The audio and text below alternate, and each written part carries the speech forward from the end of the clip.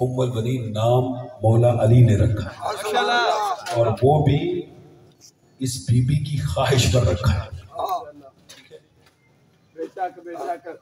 حضرت صاحب نے لکھا کہ یہ جو مذاہب تھے ان کے والد یہ کوفہ میں رہتے تھے، اور کوفہ دارالخلافہ تھا، اور دارالخلافہ میں ہم آتا ہے جی جملہ حدیث،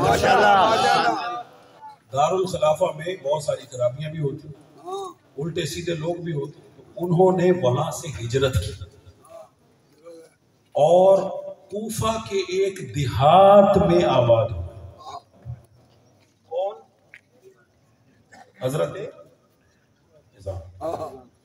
اپنی بیوی کے ساتھ، اور اس وقت جناب فاطمہ کلابیہ یہ چھوٹی عمر کی تھی، 5 یا 6 برس کی عمر ہوگی، انہوں نے 12 عمر کا تذکرہ نہیں کیا، انہوں نے لکھا کہ چھوٹی عمر کی تھی، بچی تھی۔ تربیت کرتے تھے حضرت حزام اپنی بیٹی کی، کس طرح؟ بیٹی سے کہتے تھے، یعنی جناب عباس کی والدہ سے کہتے تھے، بیٹی اگر قرآن کی ایک سورت یاد کرو گی تو میں تمہیں 1 درہم دوں۔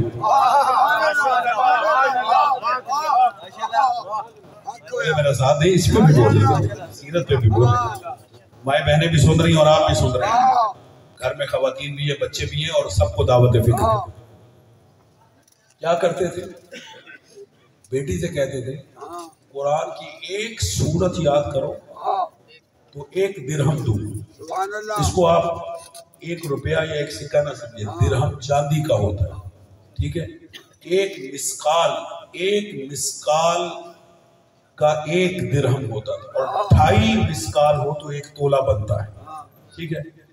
اس شوق میں جناب فاطمہ کلابیہ قرآن کی سورت یاد کرتی، بابا کو سناتی، وہ انہیں 1 درہم دیتے، پھر دوسری سورت یاد کرتی، پھر تیسری صورت، اس طرح انہوں نے قرآن کو یاد کیا۔ چھوٹی تھی، بیمار ہو گئی، توجہ کیجئے، کون؟ عباس کی والدہ، جناب عباس کی والدہ جب بیمار ہوئی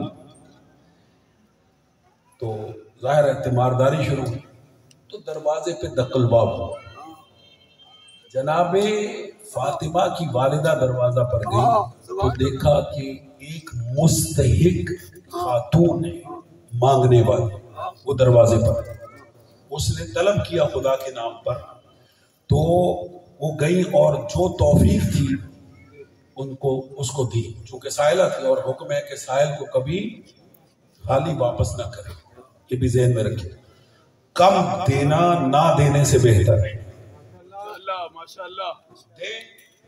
اگرچہ مختصری کیوں، لیکن نہ دینا کم دینے سے برا ہے، وہ دیا انہوں نے جو کچھ توفیق تھی۔ تو وہ آنے والی جو سائلہ تھی، فقیر تھی، وہ پوچھتی ہے کہ آپ کی بیٹی آج کی رات، جملہ سنیے، پوچھتی ہے کہ آپ کی بیٹی کہاں ہے؟ تو والدہ کہنے لگی میری بیٹی مریضہ ہے، بیمار ہے۔ کہا تم کیوں پوچھ رہی ہو بیٹی کے متعلق؟ کہا جب میں آپ کے دروازے پر مانگنے آئی ہوں تو وہ بچی آتی تھی اور مجھے 1 درہم دیتی تھی،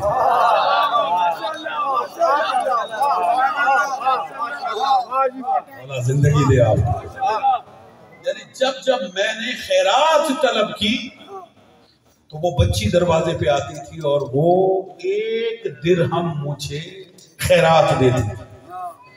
خدا کی قسم، اس کے بعد حافظہ فرماتے ہیں کہ ایسی اگر ماں ہو تو پھر اللہ عباس کیوں نہ آتا؟ قرآن سیکھی ہوئی، خیرات کرنے والی، راہ خدا میں، یعنی جو کچھ ملتا تھا وہ راہ خدا میں خیرات کرتی تھی، یعنی ایسی مائیں ہوں تو پھر اللہ عباس عطا فرما۔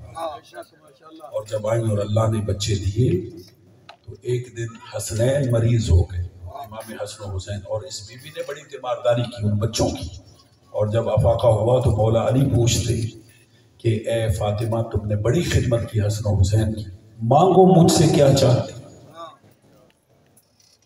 جناب فاطمہ کلابیہ سے مولا علی نے پوچھا تو نے میرے بچوں کی خدمت کی ہے حسن و حسین کی، مانگو کیا چاہتے۔ اللہ اکبر۔ فرمانے لگی کہ آپ جیسوں کا گھر، آپ جیسوں کی عزت مجھے نصیب ہوئی، میں طلبگار کسی شے کی نہیں، لیکن آپ نے کہا ہے تو ایک درخواست کرتی ہوں۔ کہا بولو۔ کہا آج کے بعد مجھے فاطمہ نہ کہا کر۔ کہا کیوں؟ کہا ان بچوں کے سامنے جب آپ میرا نام فاطمہ لیتے تو انہیں ان کی ماں فاطمہ زہرا یاد ہے، میرا نام آج سے آپ بدل دیں۔ تو اس وقت مولا علی علیہ السلام نے خواہش ام البنین پر ان کا نام ام البنین رکھا۔ مولا علی نے فاطمہ کلابیہ کی خواہش پر نام ام البنین رکھا۔ عزیزان محترم، ہمارے ہاں بھی حکم ہے کہ بچوں کے آنے سے پہلے بچوں کی تربیت کریں۔ اور ایک جملہ اور سنیں، مولانا رضائیت پہ بات کر رہے تھے، خاتون کی رضائیت اور رشتوں پہ بات کر رہے تھے۔ میں معصوم کا فرمان نقل کر کے آگے بڑھتا ہوں کہ مولا فرماتے ہیں کہ جب بھی آپ رشتہ دیکھنے جاؤ تو اپنے لیے بیوی تلاش نہ کرو، اپنے بچوں کے لیے ماں تلاش کرو۔ صلوات پڑھے محمد۔ اس سے بہتر درود ہدیہ کر سکتے ہیں، اس سے بہتر انداز سے صلوات پڑھیں۔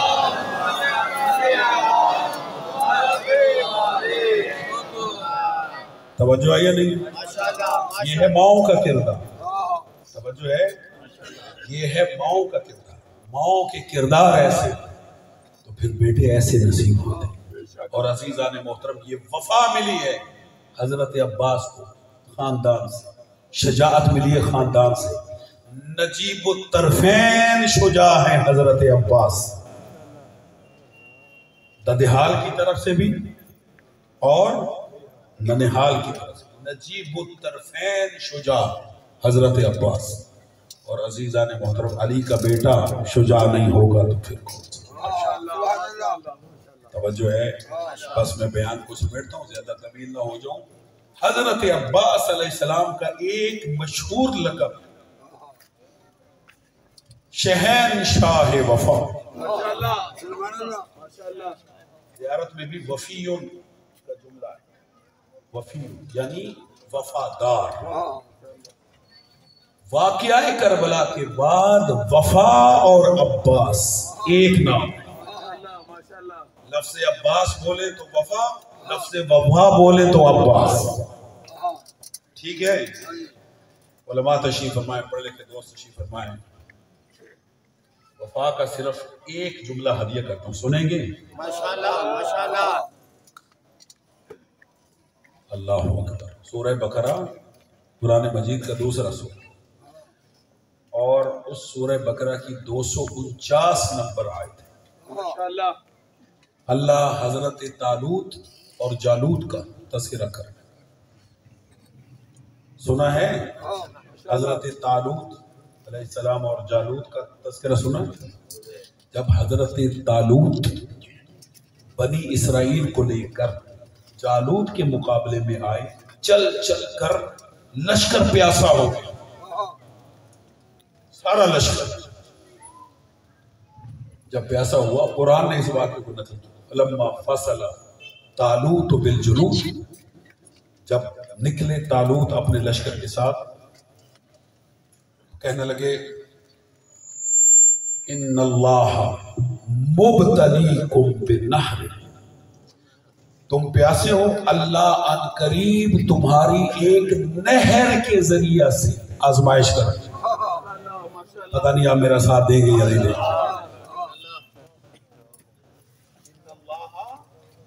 مبتلیکم بنہر، ان قریب، مبتلی کا مطلب ہے ابتلا، امتحان، آزمائش۔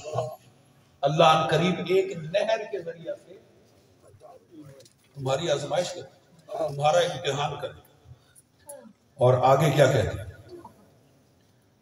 فَمَنْ شَرِبَ مِنْهُ فَلَيْسَ مِنْهُ،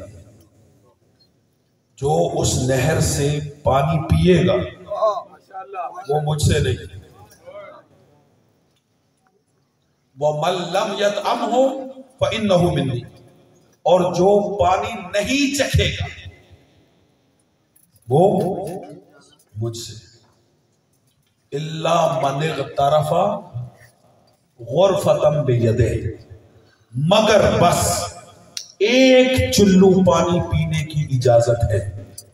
توجہ کیجئے، جو پیے گا وہ مجھ سے نہیں، جو ایک قطرہ بھی نہیں چکھے گا وہ مجھ سے، اور جو ایک چلو بھر پی لے گا